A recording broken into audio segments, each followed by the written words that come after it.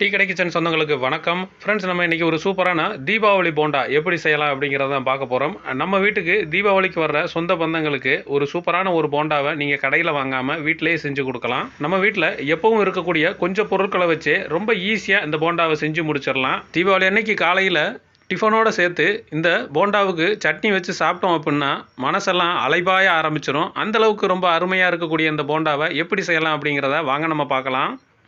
வணக்கம். இன்னைக்கு நம்ம டீ கடை கிச்சனில் வந்து தீபாவளி போண்டா புது பொண்ணு புது மாப்பிள்ளை வீட்டுக்கு அழைச்சிருப்போம். தலை தீபாவளிக்கு வரும்போது புது பொண்ணு புது மாப்பிள்ளைக்கு போண்டா. இன்னைக்கு நம்ம டீ கடை கிச்சனில் பார்த்து அருமையான போண்டாவை செஞ்சு கொடுங்க. இட்லி மாவு எப்போ வழக்கமாக வச்சுருப்போம், அதுலேயே இன்னைக்கு நம்ம ஒரு போண்டா செய்ய போகிறோம். இட்லி மாவு தோசை மாவு எதுவாக இருந்தாலும் பரவாயில்ல, ஆனால் அந்த அளவுக்கு கொஞ்சம் கெட்டியாக இருக்கணும். ஏற்கனவே நார்மலாக அரைச்சிருப்போம், அதுவே போதும். அதில் நம்ம இப்போ மெஷர்மெண்ட்டில் 3 கப்பு எடுத்துருக்கோம். மெஷர்மெண்ட் கப்பில் 3 கப்பு தனியாக எடுத்து வச்சுருக்கோம். இப்போ இதோட என்னெல்லாம் கலந்துக்கலாம்னு சொல்லி பார்ப்போம். அதாவது இட்லிக்கு எப்பயும் பக்குவமாக ஆட்டிட்டு முத நாள் ஆட்டி மறுநாள் காலையில் இட்லி அவிப்போம்ல, அதே டைப்பு தான். ஆமாம், புளிச்ச மாவு தான். புளிச்ச மாவுன்னா ஒன் டைமு முத ஆட்டி அப்படியேவும் இட்லி ஊற்றுற ஸ்டேஜ், அந்த ஸ்டேஜில் உள்ள மாவு தான் இது. இப்போ நம்ம அந்த மாவோட பல்லாரி பெரிய வெங்காயம் ஒரு 3 வெங்காயம், இந்த சைஸில் 3 வெங்காயத்தை வெட்டி வச்சுருக்கேன். நல்லா பொடுசாக குருவாக வெட்டி வச்சுருக்கேன். நல்லா நைஸாக இந்த மாதிரி நல்லா பார்த்துக்கோங்க. நல்லா ஆம்லேட்டோட நைஸாக வெட்டணும், அந்த அளவுக்கு நைஸாக வெட்டி வச்சுருக்கேன். அதையும் உள்ளே சேர்த்துடலாம். பச்சை மிளகா காரத்துக்கு தக்கன பார்த்து நான் எக்ஸ்ட்ரா போட்டிருக்கேன். 4 மிளகா போட்டிருக்கேன். நீங்கள் காரத்துக்கு தக்கன குறைச்சி போட்டுக்கோங்க. இந்த மாதிரி பொடுசாக வெட்டி போட்டுக்கோங்க. சின்ன பிள்ளைகளாக இருந்தால் பெருசாக கூட போட்டுருங்க, எடுத்து கீழே போகிற அளவுக்கு. இஞ்சி துண்டு சின்ன விரல் அளவு இஞ்சி துண்டு எடுத்து நல்லா தொலியை நீக்கிட்டு நல்லா பொடுசாக வெட்டிட்டு அதையும் உள்ளே சேர்த்துடலாம். மல்லித்தலை ஒரு 2 கொத்து எடுத்து நல்லா பொடுசாக வெட்டிட்டு அதையும் உள்ளே சேர்த்துடலாம். 3 கொத்து கருவேப்பிலையும் நல்லா பொடுசாக வெட்டிட்டு சேர்த்துக்கோங்க. முழுசாக போட வேண்டாம், நமக்கு அது இடைஞ்சலாக இருக்கும் வடை எடுத்து எண்ணெயில் போடும்போது. இந்த போண்டாவுக்கு பெருஞ்சீரகம் ஒரு டீஸ்பூனு பெருஞ்சீரகம், சின்ன சீரகம் 1 டீஸ்பூனு.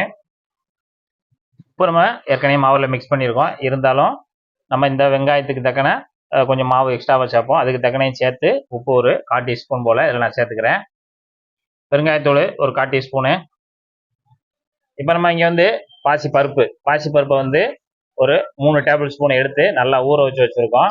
கிட்டத்தட்ட ஒரு 1/4 கப்பு போல் இருக்கும். அதை நல்லா ஊற வச்சுட்டு நல்லா கழுவிட்டு ஒரு 20 நிமிஷம் ஊறினாலே போதும், நல்லா ஊறிடும்.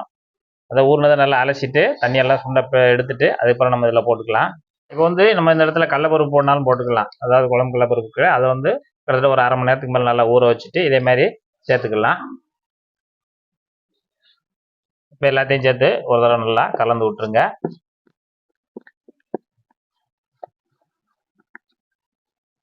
நல்லா மாவோடு சேர்த்து நல்லா கலந்து விட்டுருங்க. இப்போ நல்லா கலந்தாச்சு.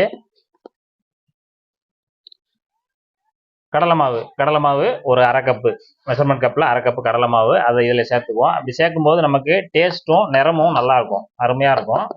அதுக்காக உள்ளே சேர்த்துட்டு இதையும் நல்லா இந்த மாவோடு சேர்த்து கலந்து விட்டுருங்க.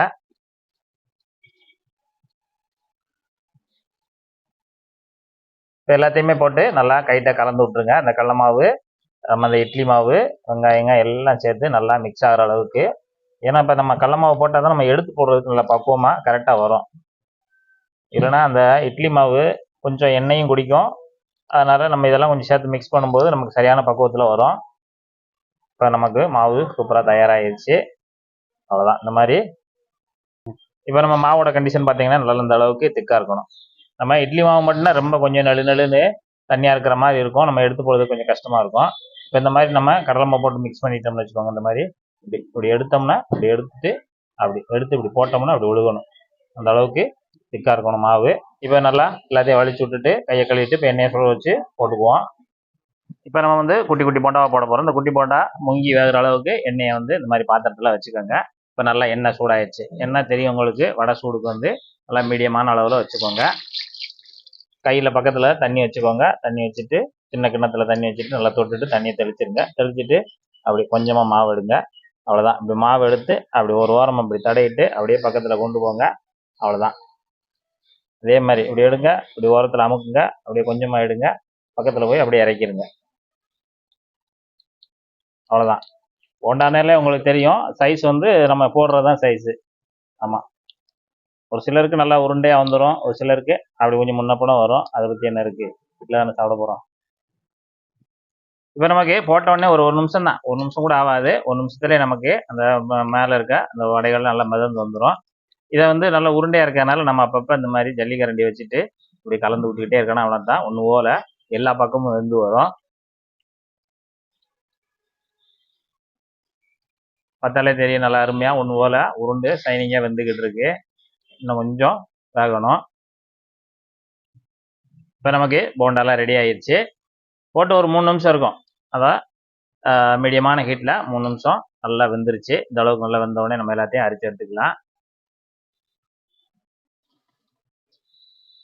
இப்போ நம்ம மிச்சம் இருக்கிற மாவை நல்லா நம்ம சொன்ன அளவுகளில் இப்படி எடுத்து கொஞ்சம் கொஞ்சமாக எடுத்து ஒன்றும் பயப்படாமல் அப்படியே எண்ணெயில் போடுங்க.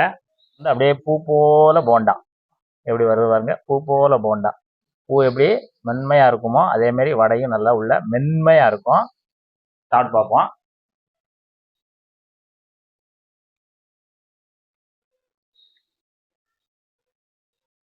ரொம்ப கஷ்டப்பட வேண்டாம். அது ஊற போடணும், இதை ஊற போடணும், அதை வாங்கணும், இதை வாங்கணும், அப்படி எல்லாம் ஒரு கஷ்டம் வேண்டாம். எப்பயும் வழக்கமாக நீங்கள் காலையில் இட்லி மாவு ரெடியாக வச்சுருப்பீங்க. அதில் நம்ம சொல்லக்கூடிய பொருட்களை சேர்மானத்தை மட்டும் மிக்ஸ் பண்ண போகிறீங்க. அழகாக கலந்துட்டு அருமையாக சூப்பரான ஒரு வடையை வந்து தீபாவளி காலையில் போட்டு செம்மையாக. இதுக்கு சட்னி ஏற்கனவே நீங்கள் இட்லி தோசைக்கு கண்டிப்பாக வைப்பீங்க. கார சட்னி, தேங்காய் சட்னி, பூண்டு சட்னி, எதுனாலும் சரி காம்பினேஷன் வந்து அட்டகாசமாக இருக்கும். நான் இன்னைக்கு வந்து வைக்கலை, நீங்கள் வச்சு சாப்பிட்டு பாருங்க, அப்படி இருக்கும். அந்த அளவுக்கு அருமையாக இன்னைக்கு வந்திருக்கு. இதே போல் நீங்களும் ரெடி பண்ணி சாப்பிட்டு எப்படி வந்தது கமெண்ட்ல சொல்லுங்கள். நன்றி, வணக்கம்.